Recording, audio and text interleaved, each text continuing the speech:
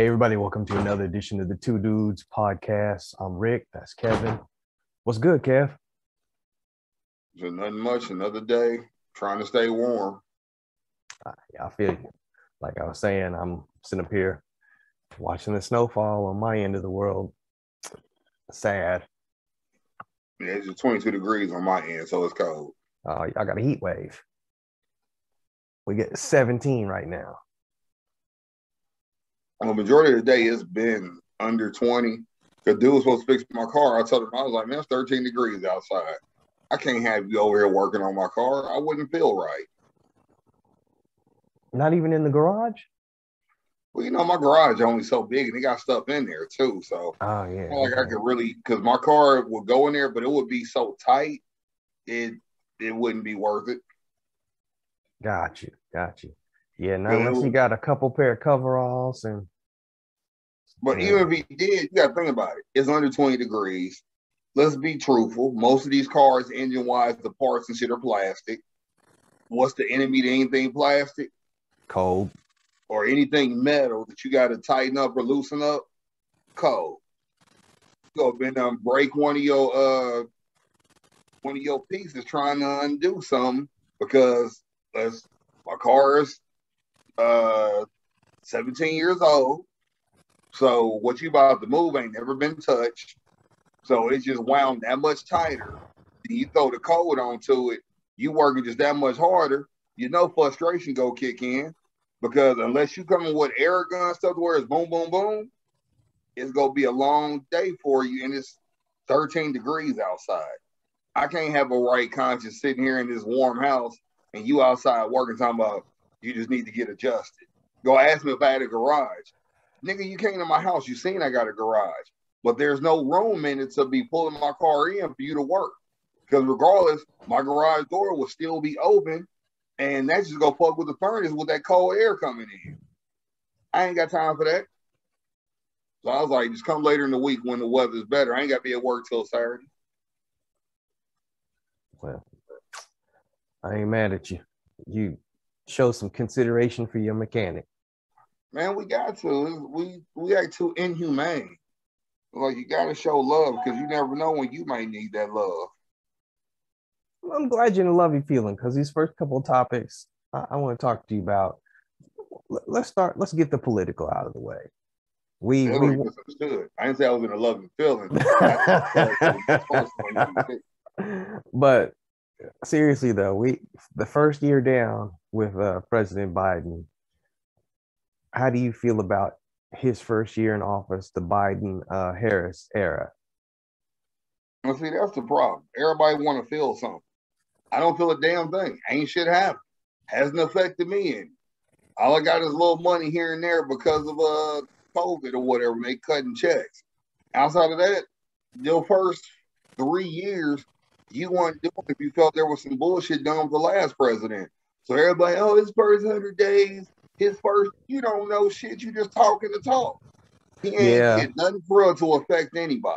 And that's what I'm getting at because down, something done transpired. Get the fuck out of here. That's what I'm getting at because a lot of people like, oh man, everything's gotten worse since Biden's been in office. No, that's not how the presidency works. That first year, he has little to no effect whatsoever on anything. Even if he passed something into law, it wouldn't take effect until that year. So you wouldn't see any effects until the following year at the earliest. Motherfuckers want to talk just so they can have an opinion when 9 times 10, they bitch ass probably didn't even vote. Also true. And I agree with you on the other part. He is spending a lot of time undoing what the previous president has done or did not do. So these things take time. The one thing I will say, I'll backtrack and say one thing because I used to be in that world. If you're a federal employee, you had an effect. You felt an effect because they still don't have a budget. They just keep giving temporary extensions. So you feel that. That's one thing I don't miss. I don't like the idea of not knowing where my money's coming from when I got a fucking mortgage to make. And that's the only thing I will say. If you're a federal employee, you felt something. But if you're not a paid employee or in the military, please have several seats and shut the hell up. All right. This next topic, COVID is a bitch. Now, we've talked before on the show, COVID. But more recently, we either directly or indirectly feeling the effects of COVID firsthand. You know, like I told you, Darian got it back in October. So, you know, he's being a youngin', full of strength and energy. It didn't affect him as much as it did Heather, who got it, you know, just last week. So she got hit with it hard. So we've been looking at all these, I guess, changes in the way that they're handling COVID situations as far as quarantining and stuff like that. And they are relaxing a lot of the policies. And it's almost like they want everybody to just go on ahead and get it out of the way. What are your thoughts on that? And see, that's why I disagree with you. It's not that they want everybody to get it; they just don't know. Because my youngest had it last week, then the oldest got it, then I got it in between both of them. All three of us had the same symptoms. All three of us, quick as we got it, it went away. But then 3 days later, I was down there on my knees. My body was hurting so bad, but I still had to take care of them. Now, question. You say they don't know. What is it that they don't know? For clarification. Basically, me and you could be in a room. We both could get it. We're not guaranteed to have the same symptoms or feel the same way. They can't categorize that as far as, well, we know it'll be this, will be that. They really don't know. All they can do, because like when the girls' school sends an email about someone having COVID, we get a list of like 15 things that are symptoms because they don't know what the core symptoms are. You don't know. It's a guessing game. Because the reason why you know it's a guessing game, there's no medicine to treat it. You just treat the symptoms. At least with the flu, there's a flu medication. Strep throat, there's an antibiotic you take for it.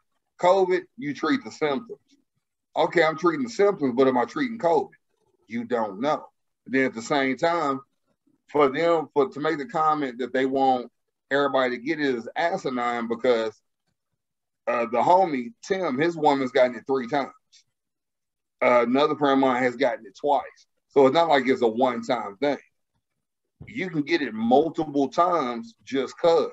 What I will say that I'm surprised that, and I actually have to agree because I was one of the last ones to get it, the vaccination does help. I will say that because I want to say if all three of us wasn't vaccinated, it could have been worse.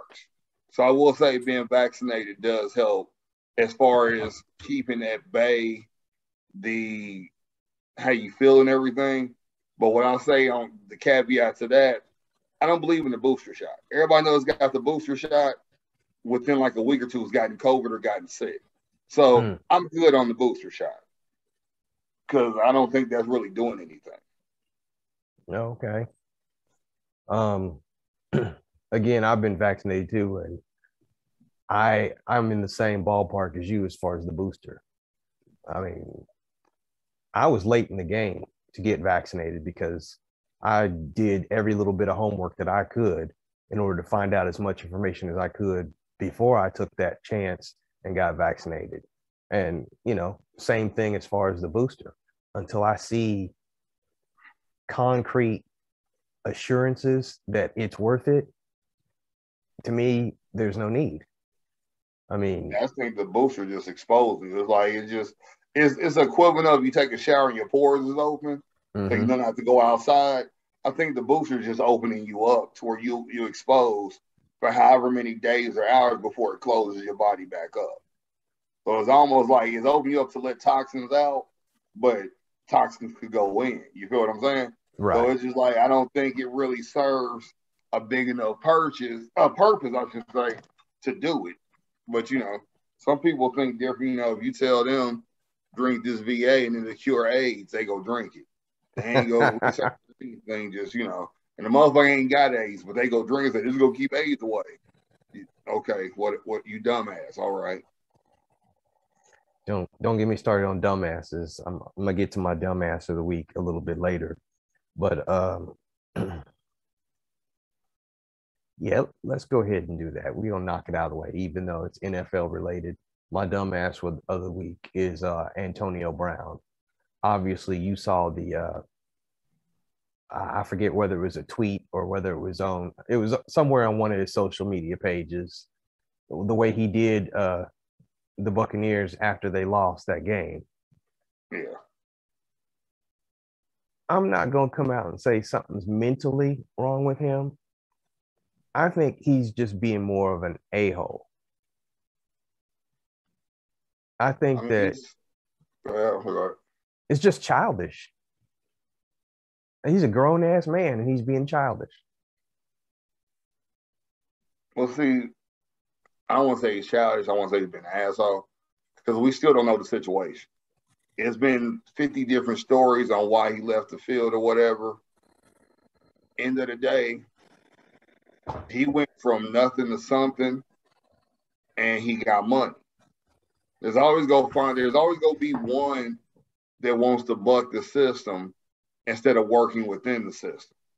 And he's one that wants to buck the system however he sees fit. And we're in a troll society type world now. So there's no surprise for him to do what he did. Think about it, this is the same world to where, was it 2 Chainz? I think it was, that had the rap lyric about Kobe dying in the helicopter. So it's just, and magically that song never made his album, but he got hell of attention about it. You got told about a lyric that you never heard the song, but everybody and their mama was talking, waiting on that album to drop. And then magically the song didn't make the cut. We're in a troll world. So what did this do? You ain't heard from AB in about 2-3 weeks because of the playoffs. He got to get his weight back up. First thing he do, tweet a picture of him and Brady. Oh, that's my guy. They lose, Bucks out the playoffs, as if we don't know. He took ownership of the meme to make himself funny. Smart on his part and gets him back out there. Then what's he do today? As his I Am Athlete interview rolls, oh, AB says he would love to play in Baltimore. AB would love to play in Baltimore. All they need is a real receiver in Baltimore. What does AB do today? Post a picture of him in a Baltimore uniform. It's all the setup. He's trying to force the supply and demand for a market. Let's remember, last offseason, there was hella receivers out there, but they all didn't sign for good money. Yeah. Juju Schuster signed for a 1-year deal when we wanted to pay him more. So he's trying to make the market more than what it is. When he's going to find out, sadly, the market ain't there like it wasn't there last year.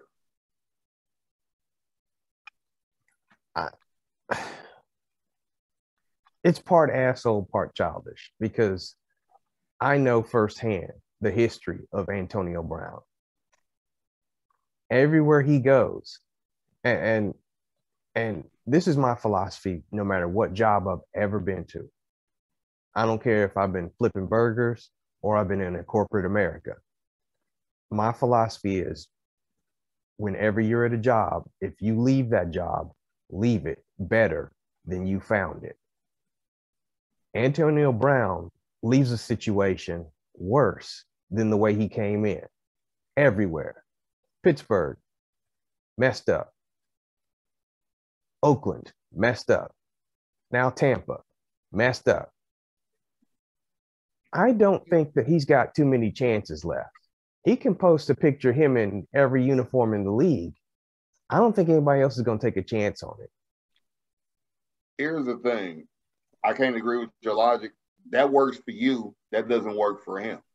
The thing about it, apparently not. That's what I'm saying. It don't work for him because he doesn't leave a situation. He still keeps getting paid, so it works for him. And you got to stop being so. No, but you said he keeps getting paid. I said that he has gotten paid, and now it's almost over. He's running out of chances. And that's why I said I disagree. If Josh Gordon can keep getting checks, he's gonna keep getting checks until he loses a step. That's the thing. He hasn't lost a step. If you go back to Pittsburgh, Antonio Brown is the typical receiver that you want, that you don't want. He's a prima donna. He wants everything his way. He was the dude I in agree with Pittsburgh. you. He's got talent. Just hear me out. Hear me out. He I'm was the hearing you. dude in Pittsburgh. Things didn't get shaky until Juju stepped up.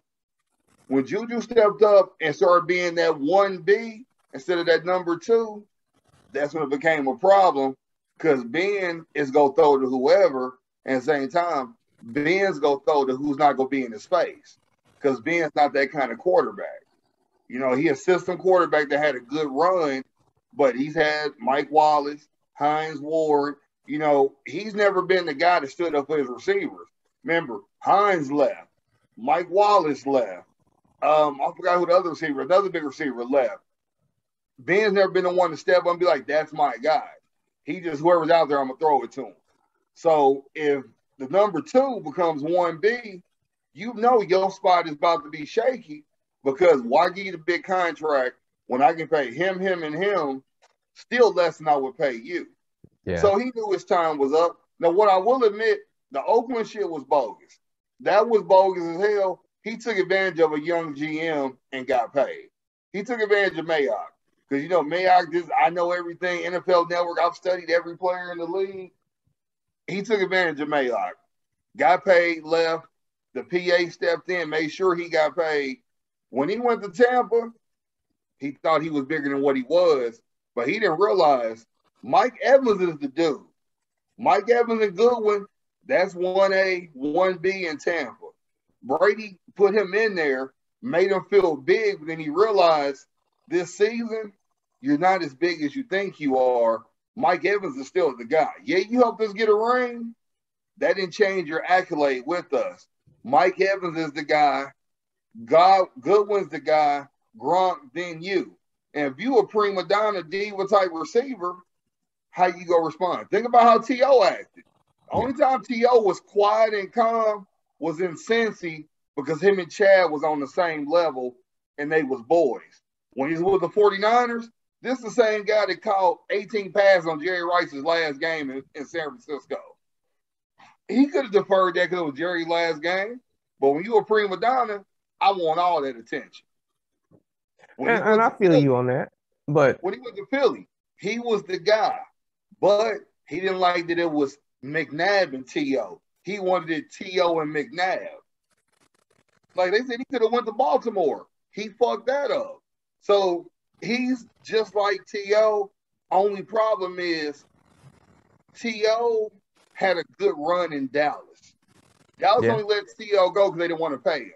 Jerry looked at it as being like, oh, we're going to put money here, which turns out T.O. was the better receivers. Because can we name those receivers that Jerry kept over T.O.? No, I can't. Outside of the tight end, but we both have drafted at least once in fantasy, them other Cowboy receivers, I feel bad for Romo. Because that kind of ended Romo's career. Your go-to receiver, hey, we don't want to pay him. We're going to pay you. We're going to pay the tight end.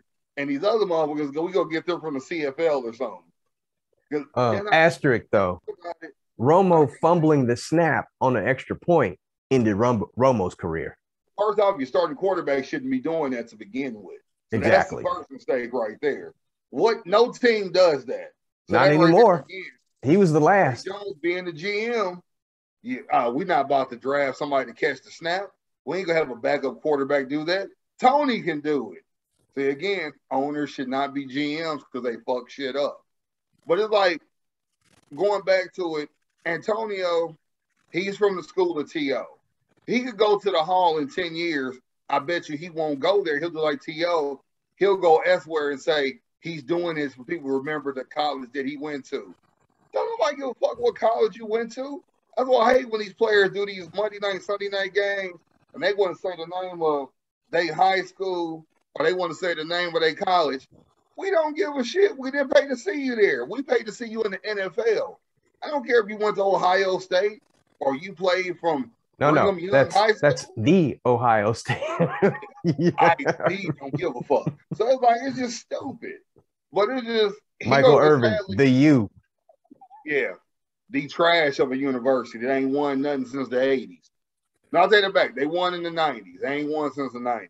But the thing is, when all said and done, there's going to be a team that wants Antonio. He'll get signed. He'll play good. Then he'll get a big deal. Then he might wild out again. Then he might ride to the sunset. T.O. had teams considering him to bring him in this year. And how long T.O. been done? Yeah, I It's feel just you. like sports have a bad habit of retread when it comes to players and coaches. That's why a lot of people be like, they keep hiring these same white coaches. They keep recycling the same old niggas when there's a young one that could play. So, like, we go stop the retread in coaching, stop it in players. Yeah, because side note, since you brought that up, I honestly believe that if Ocho Cinco had kept in receiver shape, he'd have teams still interested in him. The thing with Ocho, that Miami incident, by them being on Hard Knocks and old girl being on Basketball Wives, it got magnified bigger than what it should have been. Because till this day, we still don't know what really happened. She supposedly had to get plastic surgery because on her forehead and everything. We ain't seen nothing. And he's been humble behind it. Then he went to New England and got shredded. It's like it was the equivalent of when Jerry Rice went to Denver, they purposely made him leave the league. You cut Jerry Rice? That you don't do that. Nah, you pull him aside, you say, hey, you want to step down? You know, give him that opportunity, you know. But, yeah, like we're gonna make you the seventh receiver, and like the Chiefs did with Priest. Granted, they used Priest to make Larry Johnson sign, but they let Priest play about 5-6 games, and they was like, all right, whenever you're ready. And he retires in the middle of the season, letting him ride in the sunset with his money and with his dignity. They didn't give Ocho that option. They didn't give Jerry that option. So it's just, we got to stop this retread. But like I said, Antonio Brown, if not the start of the season, by the end of September, he'll be on another team. May not be a winner, but he'll be on another team. Well, believe me, that'll be something to talk about. Until then, though, that's my asshole or my dumb ass of the week, shall I say. Do you have a dumb ass of the week? No. I ain't dealt with people this week, so I'm good. This has been a quiet week then. All right. Yeah, it's been quiet. It's definitely been quiet. All right. So before we get to the main topic, since we start talking about Antonio Brown,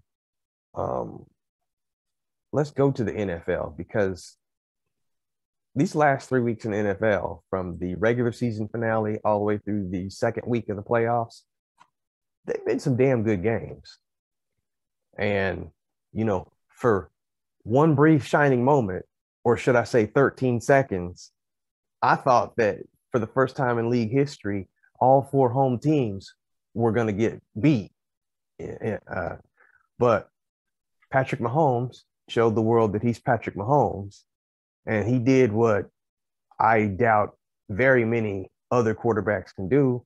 Came back and put them in field goal range, tied it up, and then they marched straight down the field, won the game, sent Buffalo packing. Now, that was one of, if not the best game this year so far.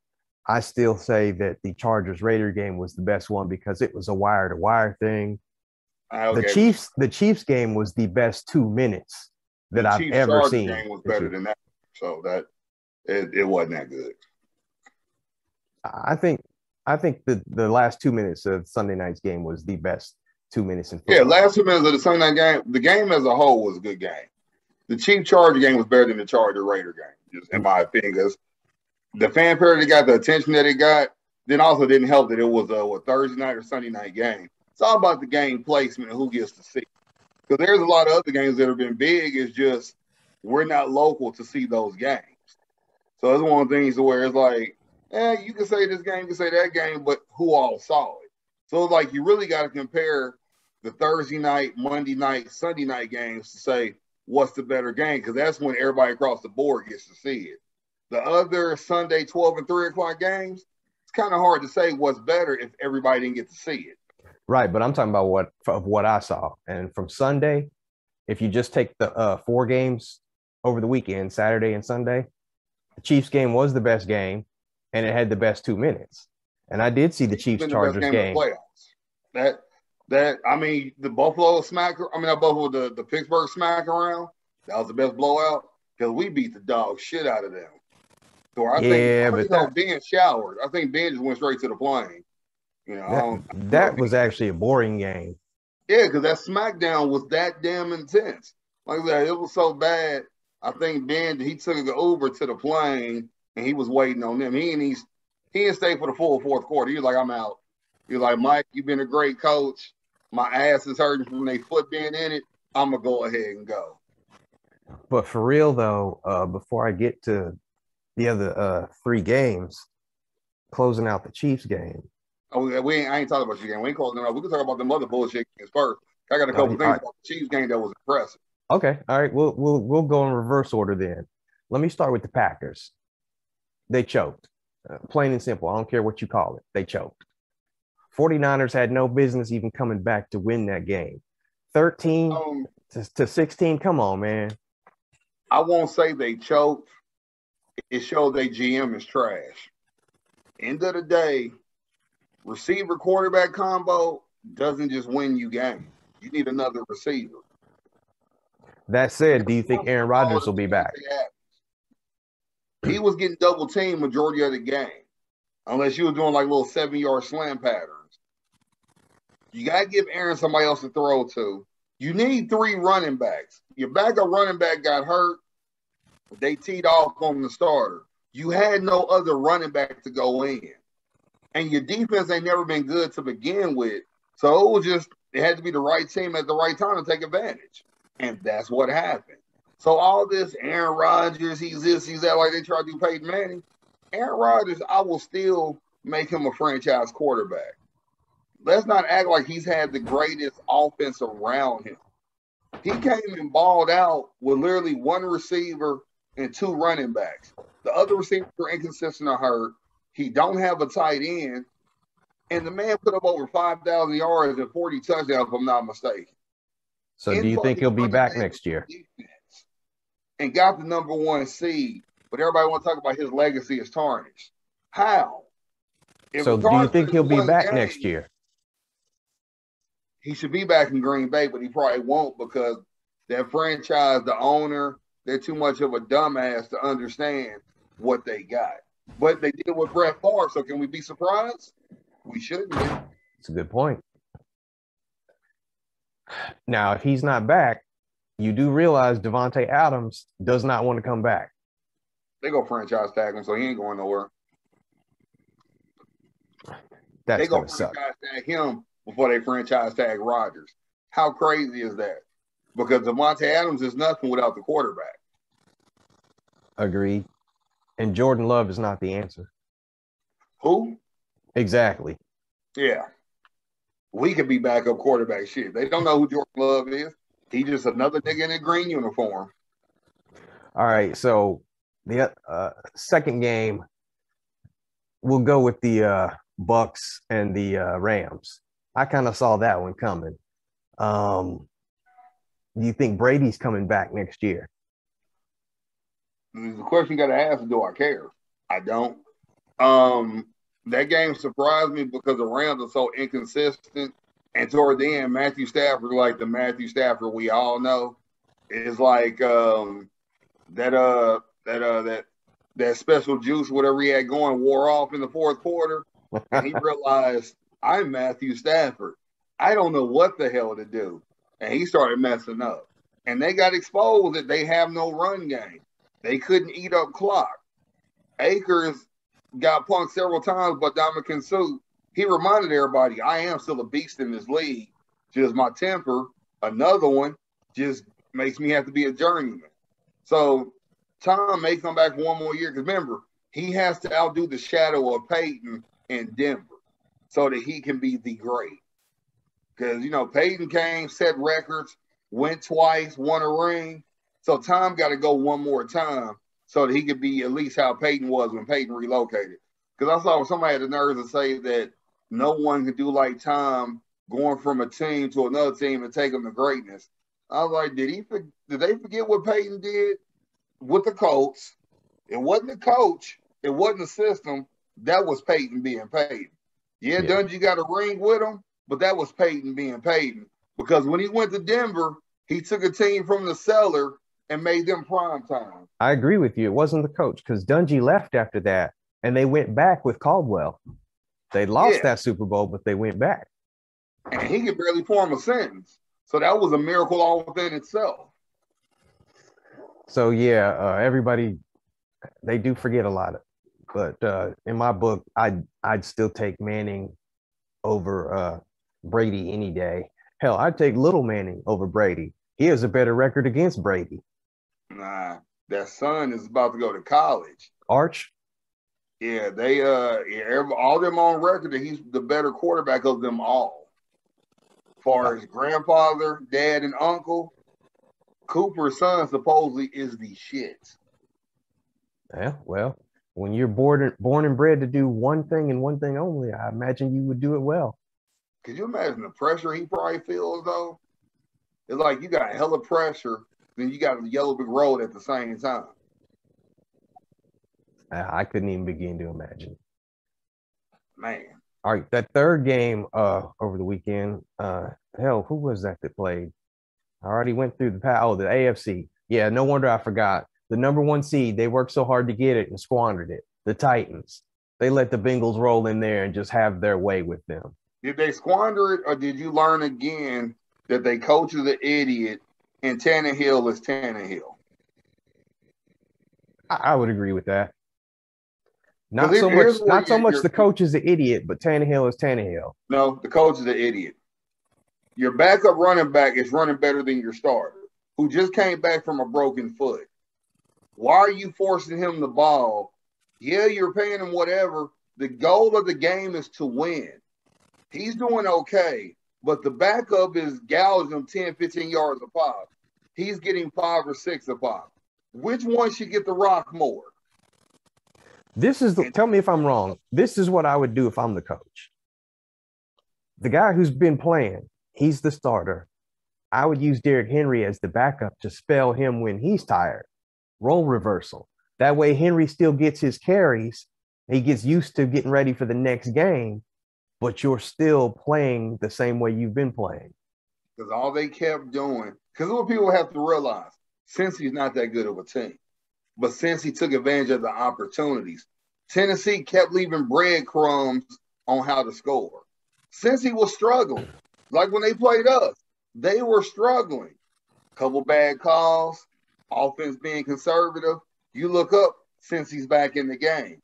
If you go through Cincy's season, only a handful of games they dominated. The other games, teams are leaving breadcrumbs like, come on, hey, keep coming, keep up with us. Put your foot on the gas, don't look back. That's the problem. And since they coach is arrogant, my defense, your defense got roasted. Your defense gave up the game. And then your quarterback throwing in the triple coverage. Your receivers are trash. Brown is a little better than average. And Julio, he's like Carmen Sandiego. Where is he? All right. So now we're going to get to that last game, the Chiefs game. 25 points scored in the last 2 minutes. I thought twice Buffalo had won that game. When it was, 2 minutes to go, they took the lead, but then Kansas City marched down, scored again. So I'm like, okay, they got Mahomes. Then Buffalo had a perfect drive. Just a handful of plays, marched back down the field, scored with 13 seconds left. I'm like, well, damn. Okay, maybe they finally did get over the hump. And you know how everybody says, oh, there's 1 minute left on the clock. There's too much time you gave Brady. I looked up and saw 13 seconds. I'm like, is that too much time left? Can he? Because that's realistically, what is that, 3-4 plays? That's all you need to get in field goal range. And what happened? 3 or 4 plays, got in the field goal range, tied it. Kansas City, I hate to say this, but they showed that they are still the class of the league. Excellent coaching. We're going to get into that later because that's about to end. Um, Players knowing their assignments, knowing their roles. Between Hardman, Hill, and Kelsey, they did exactly what they were supposed to do on those last two drives and the drive in overtime. So they deserve to win. I already know you like the game. Look, I'm going to put on my hat to educate people. See, here's the thing. You have to evolve. 2 years ago, 3 years ago, that offense was the greatest show on grass. You fucked the Rams on turf, fucked the Kansas City team with Priest and them. We was the new stomping dogs in the town. You had to respect, put up 100 points. We put up 110 to keep up. As you evolve and you want players to be in certain positions, the game changes. Everybody like, oh, Tampa shell 2, cover 2. Tampa won the game because our offensive line was like Swiss cheese. It was holes everywhere. It wasn't the defense. Because if Mahomes would have had time, he would have picked them apart. But everybody think that's how you beat them. Problem was, Mahomes was feeding into it. Fast forward to current day, evolution happens. Players evolve. Miko Hardman, you drafted him before. He was trash to start the season. He finally started seeing the field and realizing I can catch it, turn up the field. Everything Tyreek does, I can do. So he started doing that. You've seen it the last 2-3 weeks of the season. You really saw it in the playoffs. Tyreek, I'm faster than everybody. Let me catch these across the middle pass, and I can take it upfield. Travis, let me use my body. Let me take a page out of bitch ass Tony Gonzalez and start using my size to catch better, catch more, because he was in his head for a minute. And then what happened? McKinnon showed I can run the ball and give Hilaire a run for his money. Gore and Williams, we can run too. So now we got 4 or 5 running backs that can run. But McKinnon really showed out to where when Hilaire came back, he ain't ran like that since college. But he realized McKinnon can take my job. Them other 2 niggas, they're backups. But this motherfucker right here can take my job because he's an Andy-type running back. So the run game was beautiful. Mahomes finally realized whether it's a 5-yard pass, it's a touchdown. 80-yard pass, touchdown. What are both those equal? 6 points. The further the pass, the shorter the pass, don't change the point value. This ain't rock and jock football. This is the NFL. And so he takes advantage of what was given to him. In that game, he took advantage of what was given to him. What benefited Buffalo is Honey Badger going out. That's one thing I give Skip. Skip said point blank, the quarterback of the defense wasn't out there, and you got to assume what happened wouldn't have happened. Because if you look when Hughes fell on that touchdown, Hughes knew the play. Spags knew the play. But the problem was, you could tell Hughes was counting his head on how to move and got himself twisted up. And soon dude made that move, he reacted the wrong way and fell because he knew what was coming. They was ready. Just a nigga falls, nothing you can do about it. Had he not failed, you want to say it would have been deflection, maybe pass interference, but it wouldn't have been a touchdown. But if you're on the ground and you got no safety help, nothing can be done about that. What I love about what happened in the game is the coach thought too much. When they came out the game going for it on 4th down to start the game versus taking field goals, they already was doomed because you're worrying about the presence of us 2-3 years ago versus us now. Yeah, we can put up points in the clip. Compared to the Pittsburgh game, in 11 minutes, we scored, 28 points? So we can put up points in a hell clip. But the thing is, just like when you play Madden, you got to play your game. You can't play the game of someone else. You have to play your game. And now, real quick though, I won't knock Buffalo for going for it on 4th and 1, 4th and 2. I respect that. That's better than what San Diego did. It's 4th and 7 in San Diego or Los Angeles now they are trying to go for it. That's stupid. But here's the point I'm making. You're going for it on fourth down when the score is 0-0. How much sense does that make? Take the field, go get the 3 points. You're robbing yourself. Well, that first time they wasn't in field goal range. The first time they went for it on fourth down. But still, you're robbing yourself. You're putting your defense in a bad spot. It's like if you're going to play the game by these numbers everybody want to play by, that wasn't a smart play. You're worried about what could happen versus what does happen. And anyone who knows who's played corner, the sideline is your extra defender. When you let Travis get inside on you instead of putting him to the outside and you had no safety help, you was doomed from the beginning. This is what I give Andy, and Mike Vick said this on Fox Sports 1 on the show with your favorite person, Nick. He said when he was in Philly, every practice during the week, they practiced 5 plays, emergency plays, if it's like under a minute left. He said, I've never seen those plays before, but I guarantee Andy has practiced those at the end of every walkthrough as emergency plays just in case. So that right there is dope on his coaching level, that he has break this glass in case of emergency set of plays, because you don't know how to cover that. And if someone's in a soft-ass prevent defense like they was, you're exposed. Because I don't know if you saw the video I posted where Travis talked about it in the press conference. He said he told Mahomes, I'm not running that route. Because he was supposed to run a simple cross pattern. He said, I'm not running that route. If he don't get up on me, he leave it open, I'm going on the fly pattern, just get the ball to him. And Pat's like, no, run the play. Run the play. They get to the, line up, he about to hike it. He see how the defense is playing. Then all of a sudden, Kelsey run it. Kelsey do it. Kelsey do it. He looked back at him, shake his head. That's when he took off on that fly pattern and didn't have to worry about no coverage. Because you see Mahomes, then he stepped back, he pumps again, then he throws it.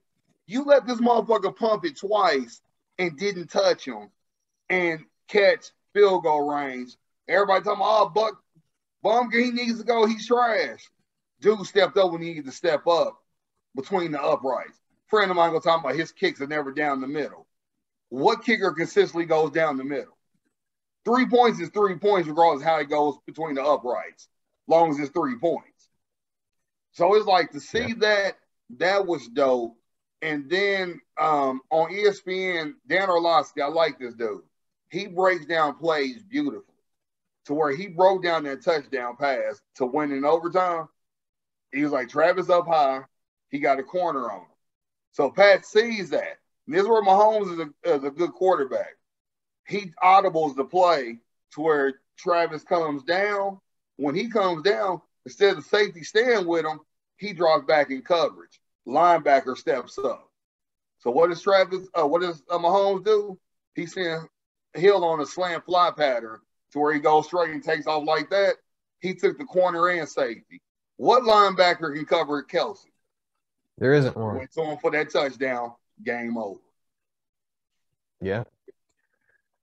Well, like the fact that Andy coaches all that and they're that prepared. They played much too soft on defense. Buffalo did. Yeah. And Buffalo has to know if Tyrann was out there, I don't think the game would have been. I think we still would have won, just wouldn't have been in overtime. Because you want to think one of those touchdowns would have got stopped. And what kills me is Marcellus Wiley going to say the better team didn't win. We put up 42 points on a team that's number one across the board and everything defensively. We wasn't supposed to do that. Y'all put up 36 on our 27th ranked defense. Is that a surprise? Shouldn't be. But for us to put up 42 on your number one defense and supposedly you have the best safeties in the league, that team is broken. Don't be surprised if they break it up. Because 2 seasons in a row, we literally have snatched your soul. That team's broken. Because the way they look on the sideline so dejected, that team is broken. I give Josh Allen props. He a class act. He said point blank, if we'd have won the toss, we'd have been celebrating. They would have lost. No rules need to be changed. Because like Shannon mentioned, and nobody else wanted to mention, 3 years ago when we lost in New England, we said, hey, we need to change these overtime rules. Yeah. 31 teams said, hell no. Let's see what happens this offseason. Yeah, I'm not going to go into it as far as the overtime rule because this is the simple fact of it. And you know how many games my team played overtime this year. You want to win, you stop the other team.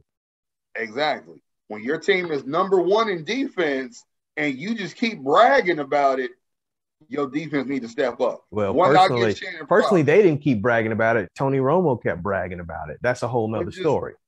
that was the calling card of it all. But Mm-hmm. like Shannon Sharp said, if I was Josh Allen, hey, offense, let's get on the plane. Then I turn around, y'all need to find your own way home. I wouldn't let the defense fly back with us the way they just let Kelsey fly over them. Yeah.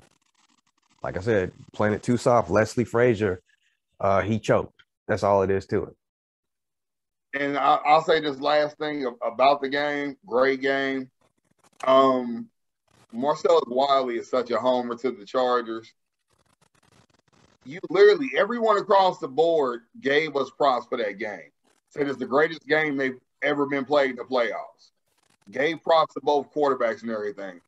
But for you to say it did nothing for you and you didn't see nothing impressive, you were the biggest hater on the fucking world. Wow. Now I'm Raider fan, and I still say that was an impressive game, especially those last 2 minutes, that last 13 seconds, and the overtime. How could you not be impressed? The only person I said trying to make an argument was Skip, and he was like, he thought it was dumb they didn't do a squid kick. He was like, to kick it out of bounds, give them the ball at the 25 was just, that set them up. And even Shannon was like, all right, he said, this is a well-coached team. If you do a squid kick, they go catch your timeout. You lost maybe 2 seconds. He said, so you give them 11 seconds, that's still enough time for a pass and a timeout. All right, he's not lying. No. But the thing is, well, like what I'll give Skip props, he'll defer to Shannon because he didn't play. Marcellus, because he played, acts as if he knows everything because the Chargers were the greatest. You was barely better than Neil Smith as a defensive lineman as a Charger. And now you see how I feel about Nick Wright. You said what? And I said, now you see how I feel about Nick Wright. But Nick Wright, Didn't play. He's like Skip. Most people that are fans of him, they go be a homer. You guys just know they go do that. But they never play, so I expect it. But when you play, I expect a certain level of professionalism from you. You know what I'm saying? I expect you to be a certain level of bias, but then when it's in front of you, you got to do your part. And he just refused to do his part. I'm like, your team got supposedly a franchise quarterback, although 2 straight seasons he looked shaky toward the end. But hey, they trying to say he's one of the best young guns. I ain't seen it yet, but you know, maybe something I don't know. But like I said, again, he was very better than a Neil Smith type player. You wasn't too good. They let you walk. You went to Dallas and you flamed out. But you know, you don't mention that, people forget about that. And now is the last thing I'll say. I ain't go front. So we've been having somebody bang the drum before every game. When I saw that Neil Smith's bitch ass was doing it, I felt like we jinxed ourselves. You can let this bitch ass trader to go to Denver and get 2 rings, even though he only helped win 1.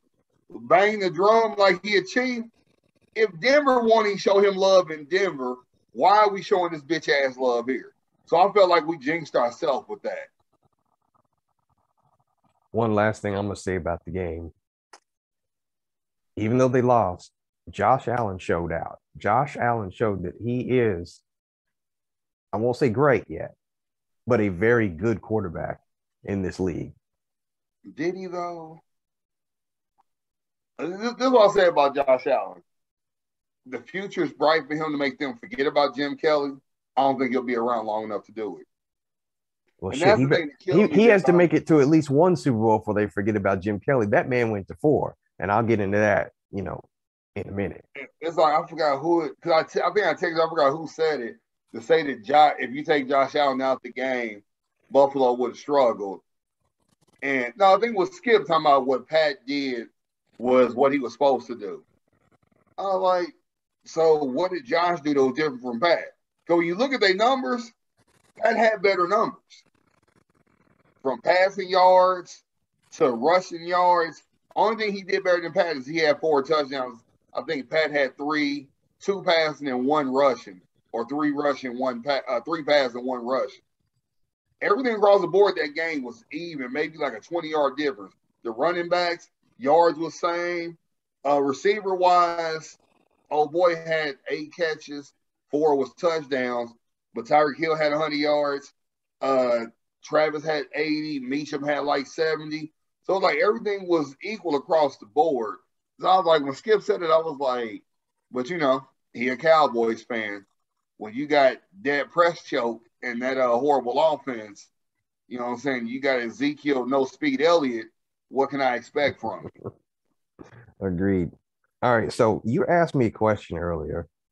I'm gonna go over a couple of them. You wanted to know which vacancies were in the NFL right now as far as head coaches, so you could get an idea where Eric Bieniemy is going to go next year. He ain't going nowhere. All right. Well, here are the now they are officially 9 head coaching positions available: Vikings, Dolphins, Bears, Broncos, Giants, Texans, Jaguars, possibly the Raiders if they don't re-sign Bisaccia. The Raiders is a vacant spot. I don't know why you're in denial. It's a vacant spot. If it is, that means they already know they got Harbaugh. So still, we're not going to count that. He's got his man. When dude doesn't have a job, the Raider job is vacant until they say who the coach is. So you need to deal with it. It may not be what's his name, Buster Fuck or Harbaugh. It can fuck around be Bieniemy, which would be I would just be on suicide watch for at least 2 weeks if that happens. Well, a new position came open in the NFC today. The Saints.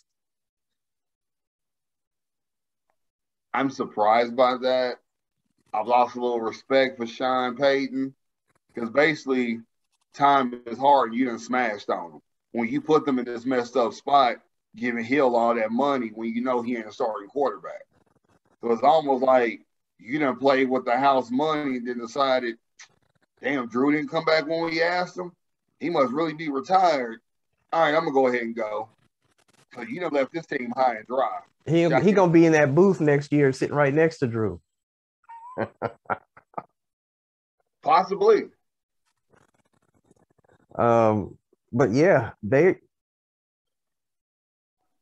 Kansas City probably won't lose Sunday to the Bengals. So it'll be about 3 weeks from now. Eric Bieniemy will be a very busy man. He's going to be answering the phone and getting flew out to several cities. I'm not saying that y'all going to lose him, but it's a lot of high profile teams on this list. I think the best job for him, the most complete, would be the Vikings. Really? Kirk Cousins? He speaks quarterback. This is the same man that had Chad Henne look like he was legit backup when Mahomes went down. Remember, we only lost 1 out of those 4 games. Are you telling me that Kirk Cousins is the best quarterback on the list? And we did mention the Raiders. Derek Carr is much better. Look at the numbers. You don't know if Derek Carr is going to be there. That depends on who the coach is. No, it depends on who the GM is. You're going to hire a GM before you hire a coach. That's like he's trying to say to you. You can't make Carr a factor because you don't know who the GM is going to be. The reason I say the Vikings is a better fit, their offense is solid. They got a great young receiver. They got a good running back, a great running back because Cook tore it up this year. And that defense is good, serviceable, however you want to put it. It's complete. Chicago will be the next. I disagree. Take the Raiders out of the equation. I think the Dolphins are a better fit than the Vikings. Dolphins, if you want to deal with that quarterback, because apparently that's the whole situation why the coach got fired. Him and the QB, him not trusting the kid. It's a whole situation, and management in Miami is just kind of trash. So it's like, do you want to deal with that tornado? But who did you say was the quarterback whisperer? Again, it's not about the quarterback. It's about the whole situation beyond, but with the quarterback. Because he don't stay healthy. And if he's not staying healthy, like the other coach, I don't blame him for wanting to put all his eggs in one basket because you keep getting hurt, but then magically 2-3 weeks later, you're back. But you want to get mad at me because I want to test you, make sure you ain't on steroids or something, because I'm not trying to damage my team. So when people should take their pride out the way to be, oh, I can't believe you're doing this to him. I'm trying to do my job as a coach. Right. And instead of management backing him, no, this is our guy. We'll trade him. Let me get Watson. So it's a whole situation there because if I was a coach and you keep getting hurt with toenail shit, but you coming back 2-3 weeks later like nothing happened, I'm going to want you drug tested also because I'm going to wonder what is going on. Well, it is going to be, I was just going to say, it's going to be a very interesting offseason. Can't wait to see some of these vacancies get filled. Now, out of these 9 teams, unfortunately, I strongly believe that 5 of them will probably be retreads. I'm going to just say it like this. 9 openings. If we get 3 black coaches, I'll be surprised. Let's not also forget, there's a possibility. It's weak, but it's a possibility. If Ben retires, Tomlin might follow. Because what does he really have to prove? That's a good point. This Pittsburgh team is not him anymore. It doesn't resemble him in any way, shape, or form. It's like this GM didn't draft his type players. The last type player of him is Casey Hampton and the quarterback. TJ Watt or JJ Watt, what the fuck, the Watt boy, that ain't cut from his cloth. You know what I'm saying? It's like, so Big Ben's like the last one left that's a Mike Tomlin type player. So he may ride off with Big Ben. And I couldn't blame him. Cowher left on top. He might, because they weren't supposed to go to the playoffs. Them going to the playoffs is like winning the Super Bowl. They were supposed to be an under 500 team that didn't make it. Yeah. And Tomlin's never had a losing season. 15 straight years. So I would leave before I get that losing season. I agree. Why tarnish your record? All right. If he leaves, everybody's going to be throwing a bag at him to work for him. Now, we were still talking about teams too. And this is as of right now, before either Kansas City, Cincinnati, San Francisco, or Los Angeles, whichever one of these 4 win the Super Bowl. You wanted to know how many teams have won Super Bowls and how many teams have not. And out of the 32 teams, it's very interesting. I found out that 1/3, actually over 1/3 of the league, has not won Super Bowls. I figured as much. So obviously the 20 teams that did, the Pittsburgh Steelers and the New England Patriots are the elite. They've got 6 Super Bowl wins each. That second tier, San Francisco 49ers and the Dallas Cowboys all have 5 Super Bowl wins. This is what surprised me. In the third tier, the Green Bay Packers have 4 titles and the New York Giants got 4 titles. I forgot about them Parcells Giants that won a couple Super Bowls. I remembered those. Won 2? Yeah, he won 2. One with Phil Simms and one with Jeff Hostetler. I only thought he had the 1. Okay. Nope, he won the 2. And then you've got the next tier, the last of the greats, 3 wins each. The Broncos, the Washington football team, and the Los Angeles, Oakland, Las Vegas Raiders have 3.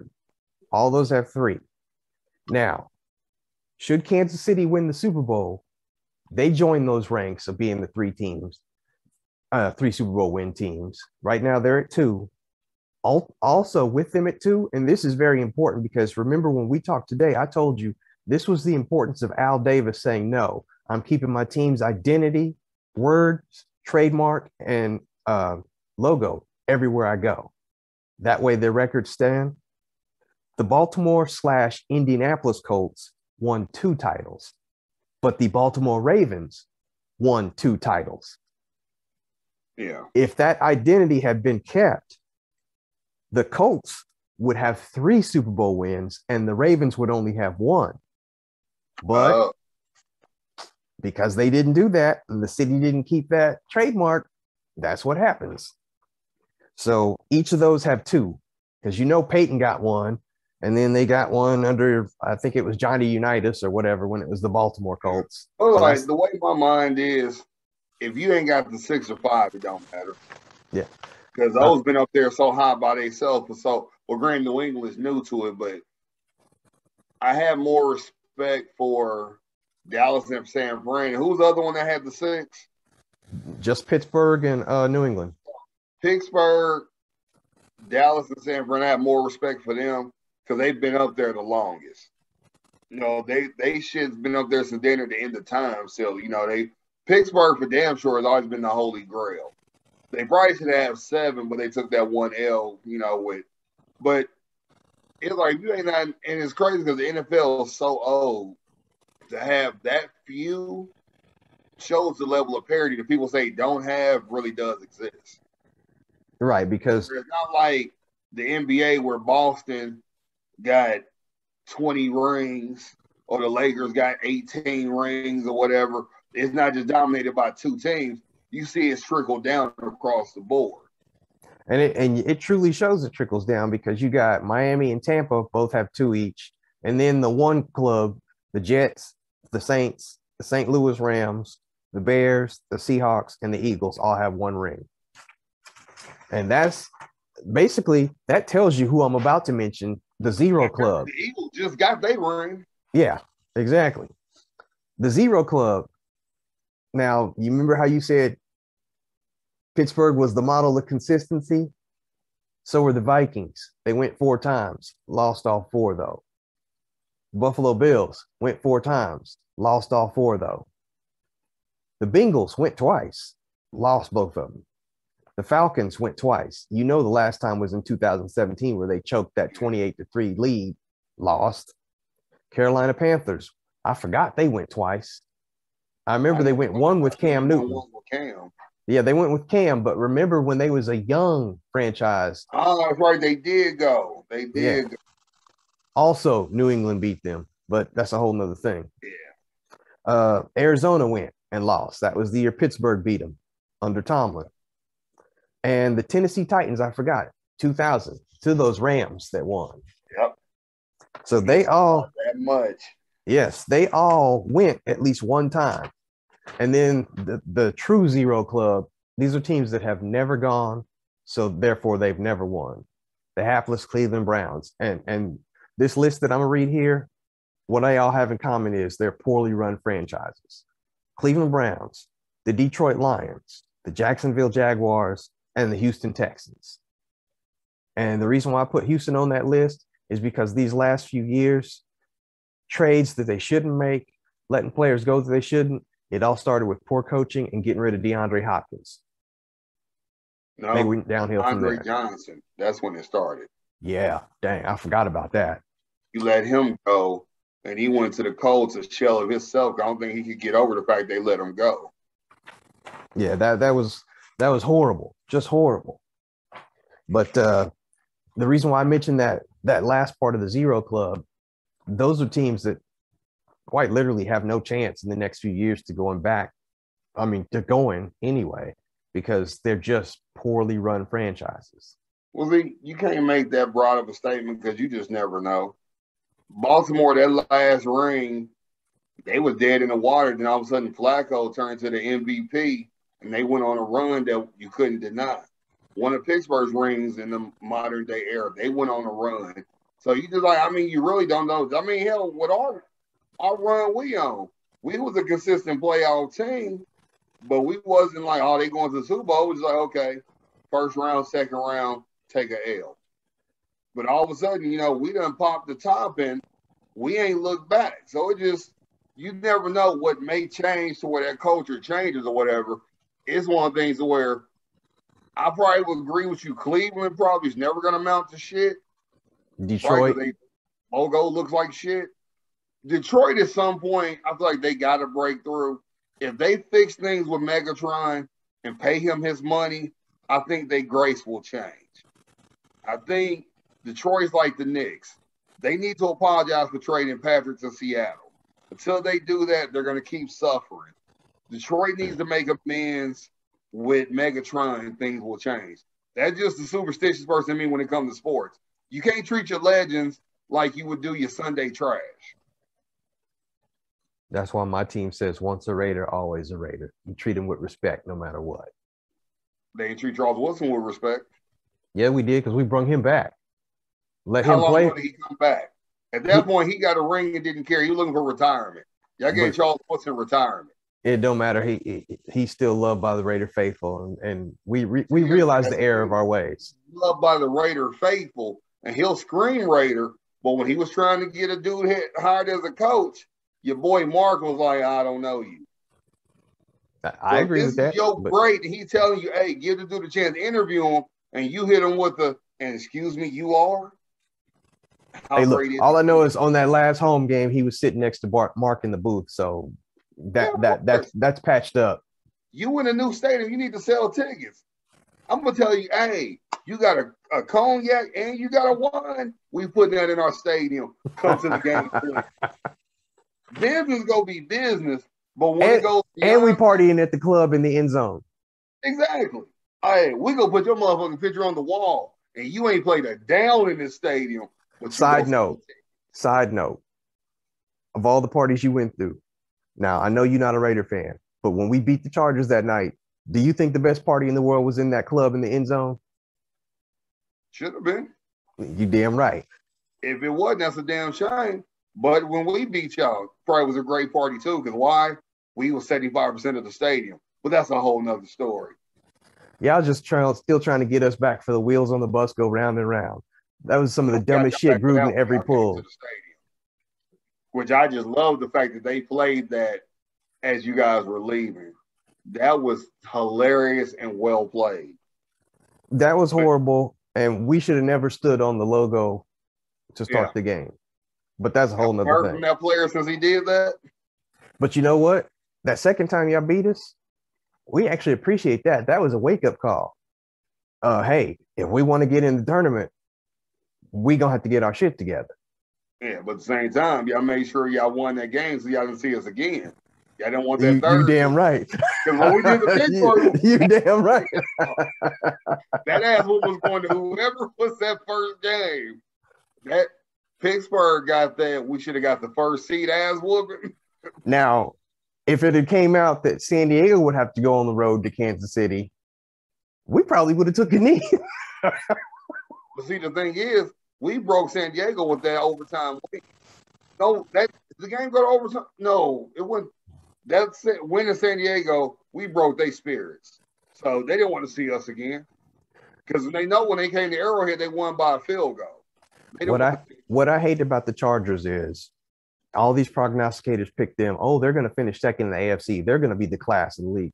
What have they done to show you that they've gotten that much better than everybody else? The great white hype of a white quarterback does it every time. Because they ain't added no pieces to the team, offensively or defensively. The great white hype of a white quarterback. I agree. Speaking of white hype, let's turn that to white wife. We're going to talk about one Brittany Matthews, a.k.a. Mrs. Patrick Mahomes. Tell your quarterback to get his wife in check. Please. She sprayed champagne on the fans. Why did she do that? They asked her to do it. What did she do wrong? Who asked her to do it? There was fans saying, do it, because she had a bottle like this. They were saying, do it. So what did she do wrong? They asked her, some other fans egged her on. Same thing. You know, people go be chanting because they want that attention. Because why? They want to put it on video. Look what happened to me. Now, that's what I hate when there's a big win like that. Everybody loses their shit. Yeah. When that happened, that crowd went crazy. Did you see how many people was at that damn game? Yeah. And what was crazy, I saw a lot of Buffalo fans tailgate. But when you got in that stadium, that red swallowed that blue. To where you saw like little dots of blue. But you saw, I was like, it's probably easy, 85% Chiefs fans. I'm going to be generous and say 15% was Buffalo fans. But you couldn't tell when they zoomed out and you saw the stadium, you couldn't tell. So she just celebrates. She got caught in the moment, fucking with the fans. Because what I will give her, she's trying to be personable, unlike Giselle. She's trying to have something with the people. Because let's not forget, they own part of the section of the Royals. She's a part owner in the soccer team. So it's not like she's going anywhere. You rather be loved than hated. So she's trying to have something with the fans, unlike his dumbass brother. Now, he need his ass whooped. I'll pay somebody to give him 5 minutes in the elevator and send him back to Texas. All right. But like, I have no problem with it. Only thing I would say, if there was kids below, then that was a bad look. If kids getting doused with champagne. But if there was all adults, and I'm pretty sure in those seats probably was all adults, everybody kicking it and partying. Hell, when the game ended, I'm yelling and cussing to where my youngest was in the shower. She came out screaming. She don't know what she was screaming for. She just did it because I did it.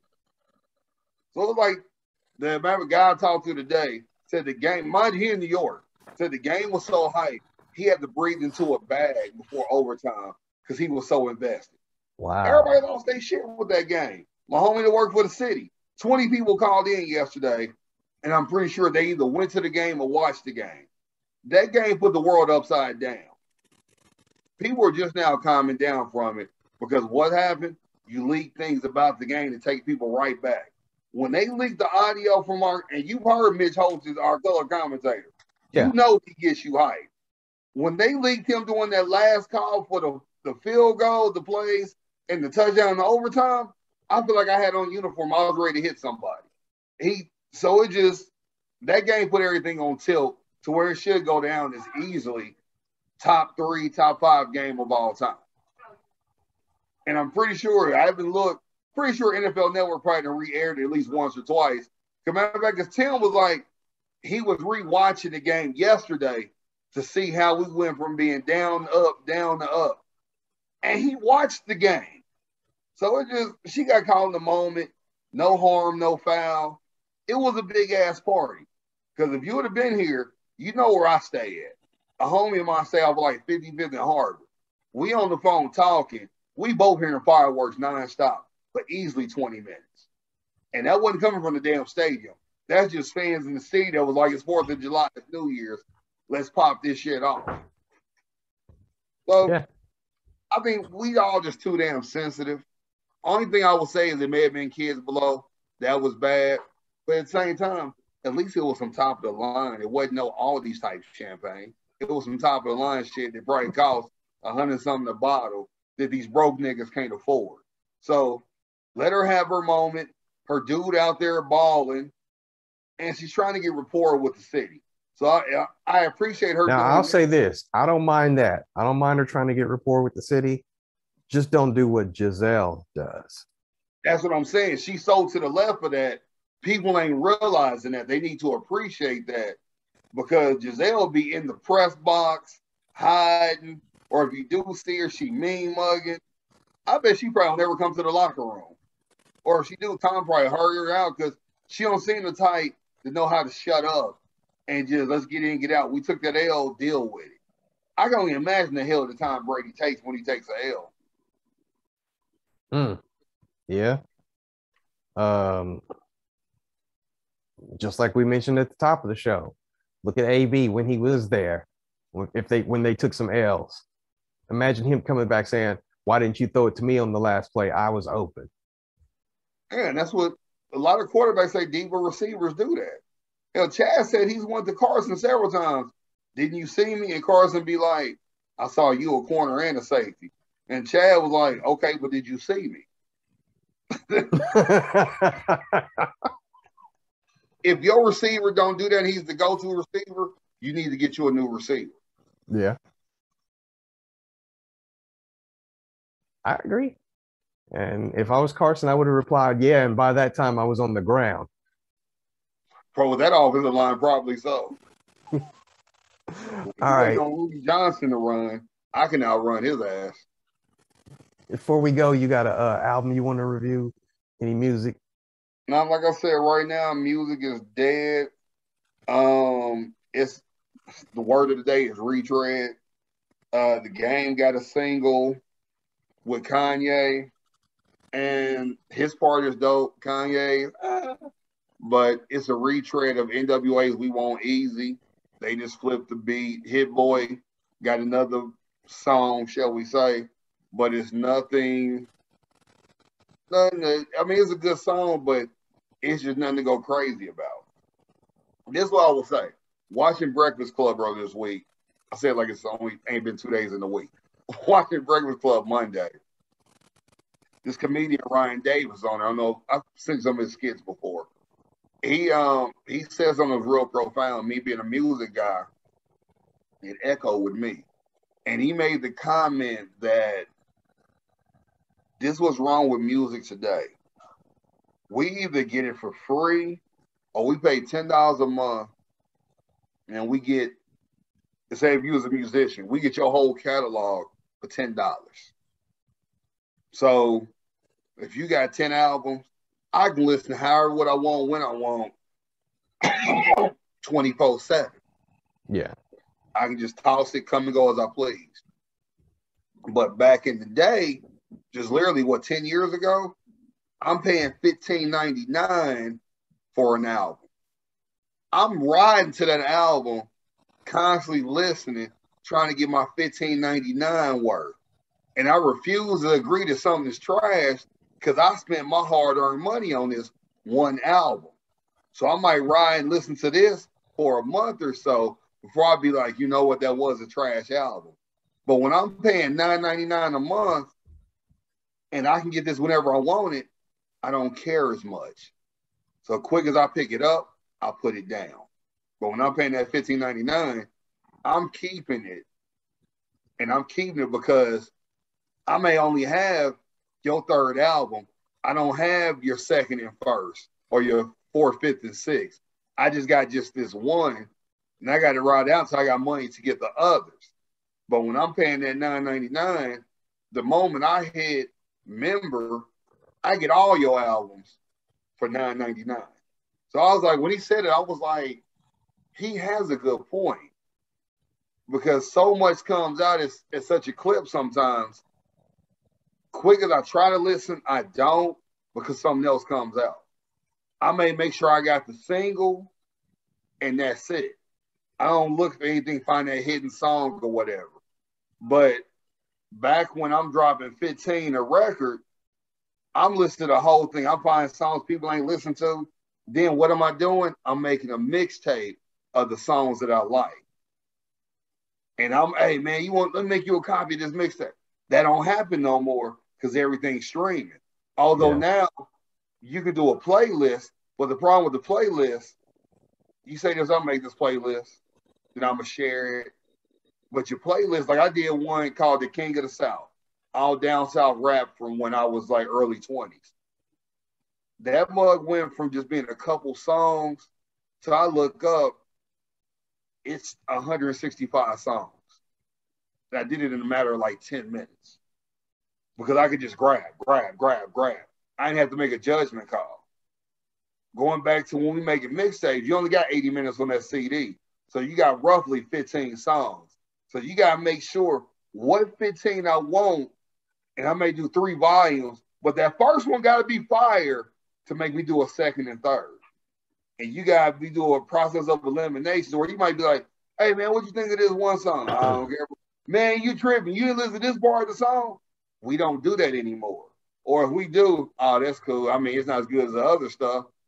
And then I can just put it up easily. I literally have 5 books of CDs that are sitting collecting dust because nothing I can do with them anymore because everything is streaming.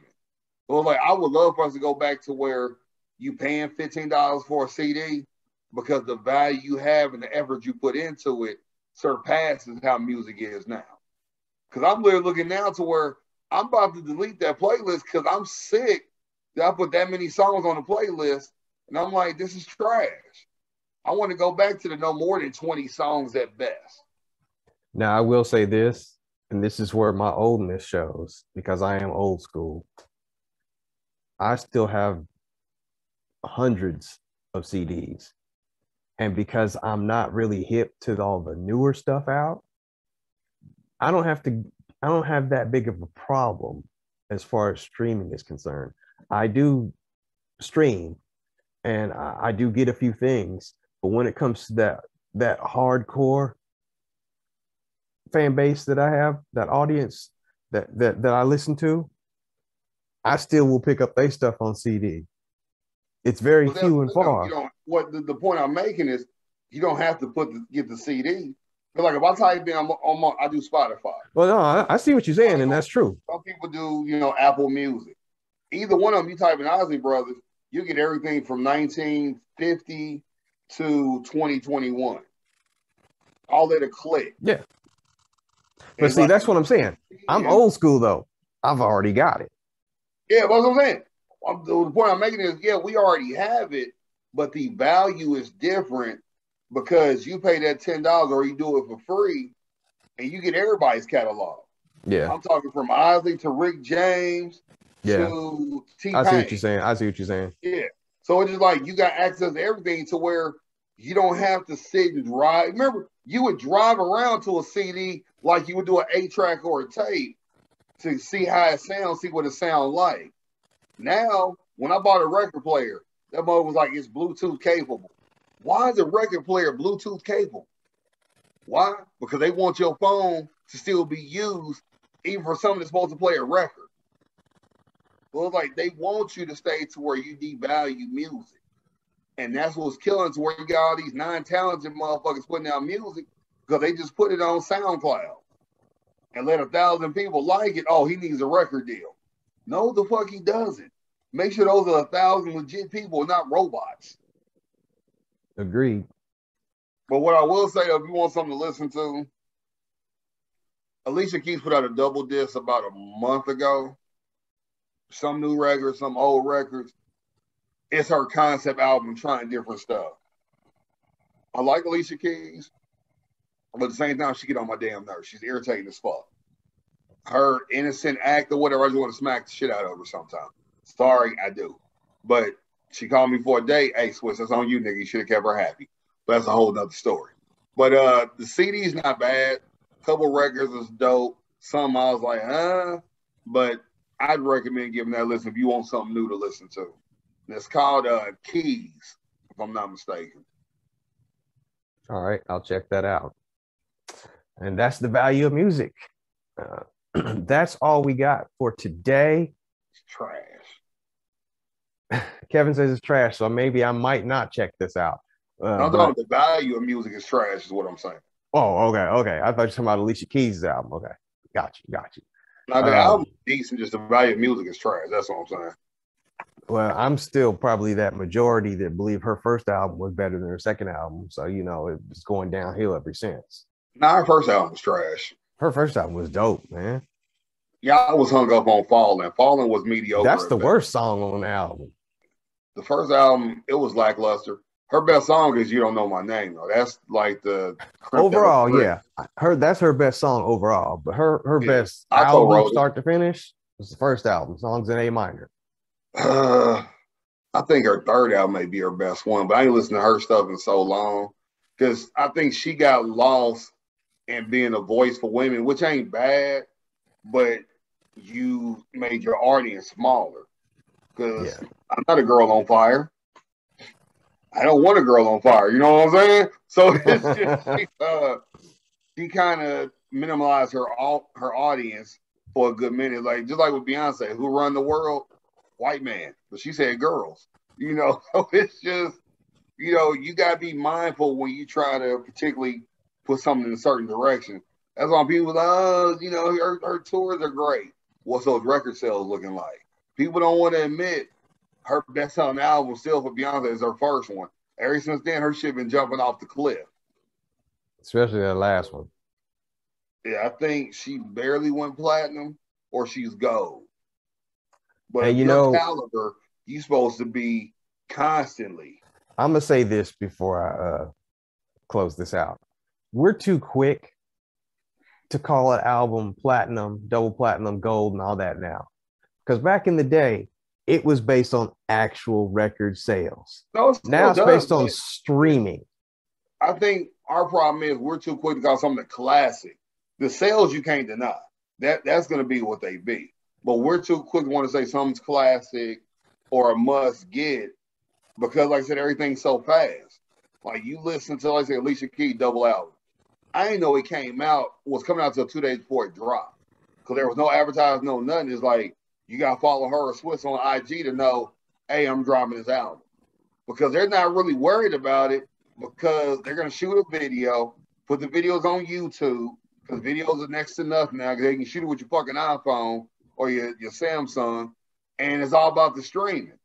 Everything's about the streaming numbers. That's why I liked when T-Pain put out there that they need down there 70,000 streams to get a penny for one song. That's messed up. Yeah, The rules have definitely changed. Yeah. I said to a friend yesterday, and you may agree, you may not, since you're an older Negro. When you bought music, how often did you buy singles versus whole albums? I'm different. I bought a lot of singles, especially back in the late 80s, because they had the 12-inch remixes on them and stuff like that. So we're not going to talk about the record era. We're not going to talk about vinyl. CD wise. That's what I'm talking about, CDs. I pull back this curtain now. I'll pull back this curtain now and I'll show you all kind of 12-inch remixes on CD and stuff. Bro. You were buying it in the 80s. If anything, you was buying how-to floppy disks in the 80s.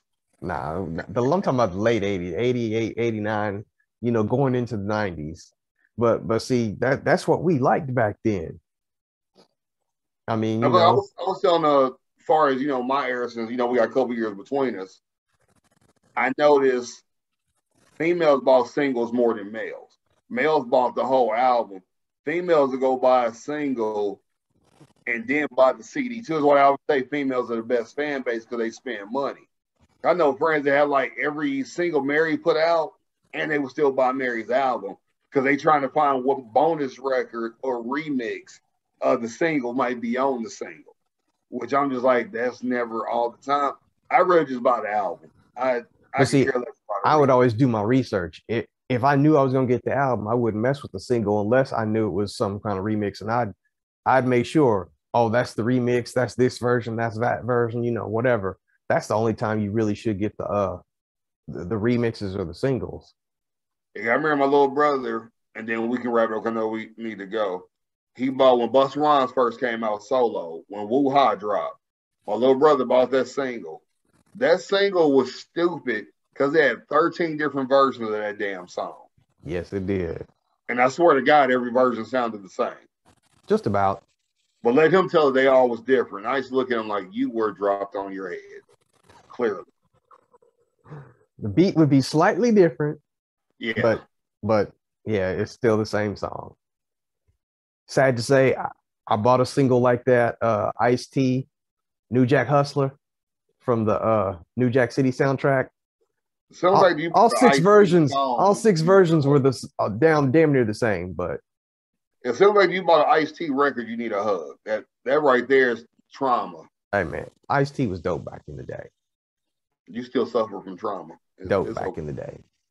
Yeah, he was dope. I will take Ice-T over a lot of these new rappers. That's man. The only single that I was out broke my neck for was Tupac's "Hit 'Em Up," and I remember you couldn't find it nowhere. Seventh Heaven was the only place that had it. They had it on tape, so I had that mug on tape before I had it on CD. And I didn't get it on CD till way after the fact. Like, me and a friend was talking on Facebook today. These kids don't know about Seventh Heaven and Sam Goody, or when Record Town was at Bannister Mall or Circuit City or Best Buy. Music Land, yeah. Nothing about any of that. The lost art of music. They don't know. So lost. All right. Well, we're going to wrap it up for this week. But yes, we'll catch y'all again next week. Same time, same channel. As always, leave us a line, drop us a comment, hit that thumbs up if you watch it on YouTube because, we want to go viral. Stay positive, stay blessed. Kevin, take us on out. All right. I don't know about that viral shit he's talking about. I don't need bitches knocking at my door. I'm already lovable enough. Everybody support the Chiefs this weekend because we want to see a real team in the Super Bowl. Bullshit. Yeah, I was waiting on him with that whole shit. Let's pray that the Raiders get a decent GM and a coach to where they can at least finish third. So, we want that to happen. We don't want them to fall below the Broncos. We finished second. We finished second, bro. Oh, did y'all? I couldn't tell because we was in first. So everybody have a name me another AFC West team that got in the playoffs. Exactly. We finished second. Matters. Name one that matters. Kansas City. Raiders. So again, Richard was dropped on his head. We're gonna pray for Darian that his father recovers. We're gonna pray. Everybody have a good one. Stay warm because it's cold in the sun, bitch, out there. And we gonna talk back next week. And if we're in the Super Bowl, which I expect, we'll probably have Tony or what's that one guy that supports that team in green? Nelson.